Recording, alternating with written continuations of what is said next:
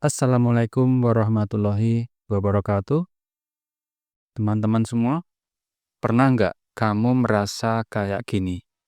Aku ingin hidup lebih baik, ingin lebih percaya diri, ingin sukses.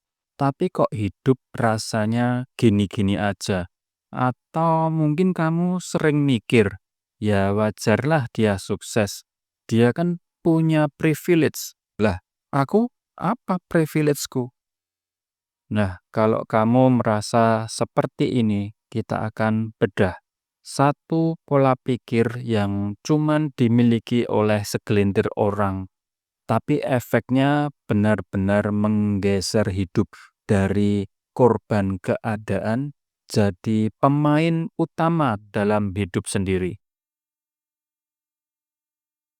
Yang pertama adalah berhenti nyari validasi, mulai ngumpulin bukti.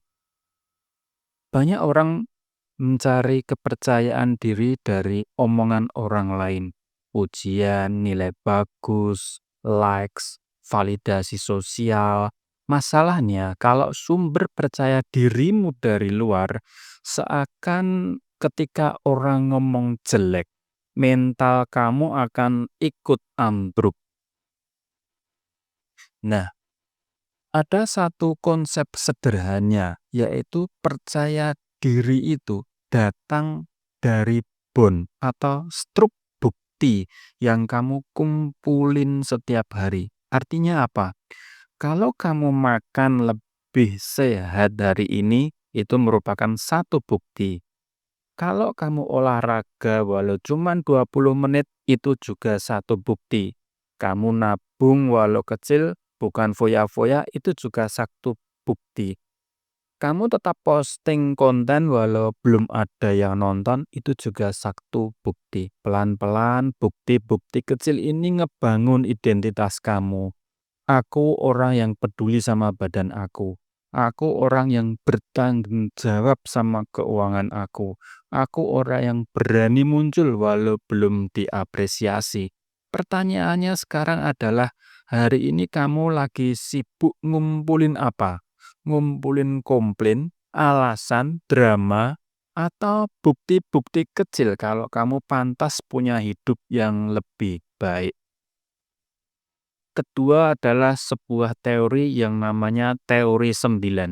Lebih baik konsisten 90% daripada nunggu 100% sempurna.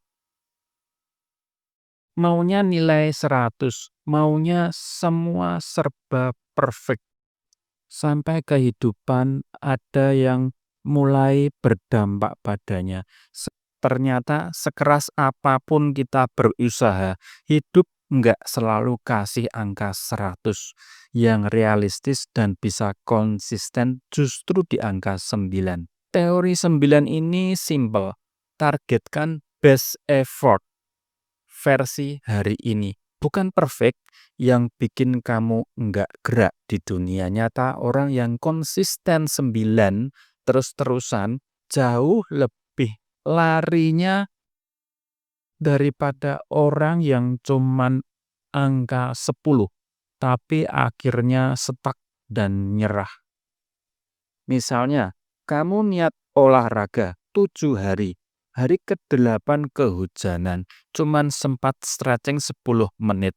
Perfeksionis bilang, udah gagal ini, sekalian aja stop.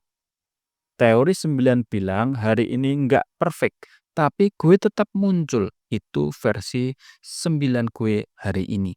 Hal yang sama berlaku di konten. Konten ke-65 misalnya baru mulai meledak. Bukan video pertama, bukan video ke-6, tapi video yang ke-65. Bayangin kalau dia berhenti di video ke-10 dengan alasan, berarti gue nggak bakat.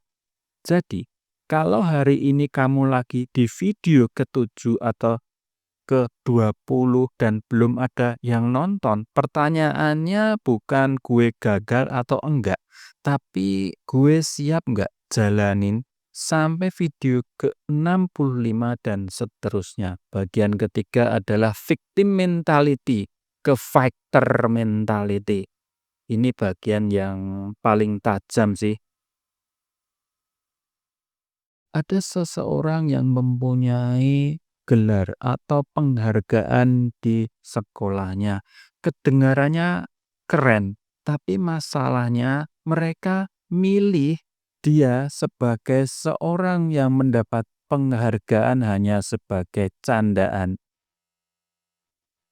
dan dikenal sebagai si paling jualan. Nah, di level inilah dia punya dua momen jadi korban, yaitu simpan pahit, marah, dan pakai sebagai alasan untuk berhenti. Atau jadikan itu sebagai tantangan. Oke, kalian mau bercanda, gue jadikan ini target sungguhan. Kemudian setelahnya benar-benar dia mulai membuktikannya dan mulai berhasil. Sekarang balik ke kamu, berapa banyak kalimat yang kamu simpan di kepala seperti katanya gue nggak berbakat, katanya gue alay kalau ngonten, katanya gue nggak cocok untuk bisnis. Selama kalimat-kalimat itu kamu jadikan identitas, kamu akan berhenti bergerak. Tapi saat kamu ubah jadi challenge, ceritanya berubah. Gue bukan mau buktikin ke mereka. Gue mau buktiin ke diri gue bahwa omongan mereka salah. Dan ini poin paling penting.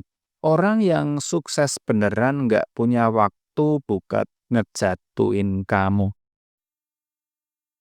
Mereka terlalu fokus bikin orang lain ikut naik. Yang suka ngejek, bully, biasanya justru lagi berantem sama dirinya sendiri.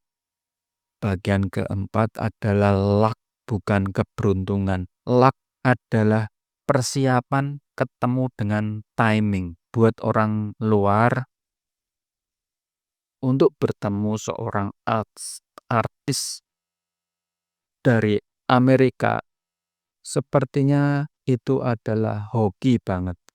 Padahal kalau ditarik mundur, hoki itu adalah kombinasi dari standar hidup yang selalu ngasih yang terbaik, entah dilihat atau enggak. Kebiasaan untuk selalu siap, bukan cuma berharap kesempatan jatuh dari langit.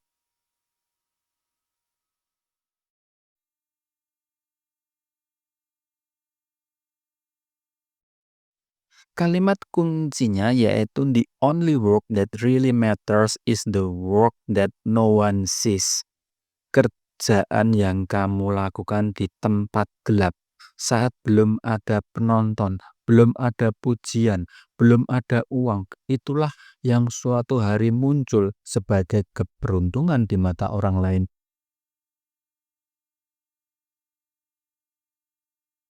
Jadi kalau sekarang kamu lagi posisi ngedit sendiri tengah malam, buat konten yang reviewnya atau view-nya cuman puluhan, olahraga padahal nggak ada yang notice.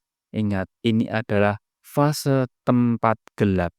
Kalau kamu tahan di sini, suatu hari orang cuma akan lihat cahaya lampunya tanpa ngerti proses di belakangnya.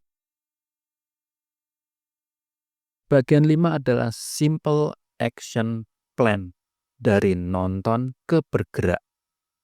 Masalah zaman sekarang banyak orang kecanduan motivasi, nonton konten yang nendang, di-save, dikoleksi, tapi nggak dipraktekin. Save video kasih dopamin palsu, otak ngerasa kayak habis melakukan sesuatu padahal belum berubah apa-apa. Jadi biar video ini nggak jadi video motivasi yang nasibnya sama, di-save tapi dilupakan, kamu bisa mulai dari 3 langkah sederhana. Kurangi distraksi, perkuat fokus. Kita harus kurangi screen time yang nggak perlu. Ganti sebagian waktu scroll dengan waktu buat jalanin hal yang memang kamu tahu penting. Olahraga, belajar skill baru, atau bikin kontak. Yang kedua, benahi fondasi. Badan, tidur, mental. Jangan lompat ke bisnis besar, karir besar, kalau tidurmu masih berantakan, makanmu masih asal-asalan,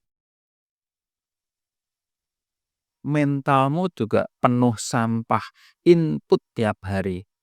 Mulai dari jam tidur yang lebih rapi, makanan sedikit lebih sehat, bergerak tiap hari walau cuman 15-30 menit. Ini bukan sekedar gaya hidup sehat, ini fondasi supaya kamu sanggup menanggung hidup yang lebih besar. Yang ketiga, mulai ngumpulin bon harian. Tanya ke diri sendiri setiap malam, hari ini bukti apa yang gue tambahin kalau gue orang yang bertanggung jawab sama hidup gue. Catat 3 hal kecil nggak apa-apa, yang penting nyata. Ingat, jangan nunggu siap. Siap itu ilusi.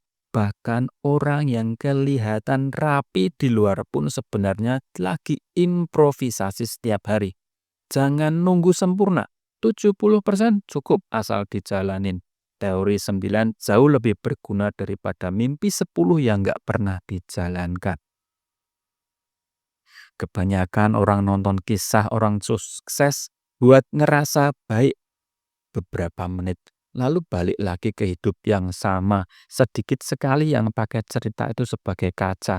Kalau dia bisa mulai dari bawah, kenapa gue masih milih jadi penonton? Kalau kamu nonton video ini sampai akhir dan bukan cuman penonton, pertanyaannya sekarang adalah bukti apa yang kamu tambahkan hari ini supaya 1-2 tahun lagi hidupnya jadi bukti bahwa kamu juga berani mikir dan bergerak beda dari kebanyakan orang. Terima kasih. Wassalamualaikum warahmatullahi wabarakatuh.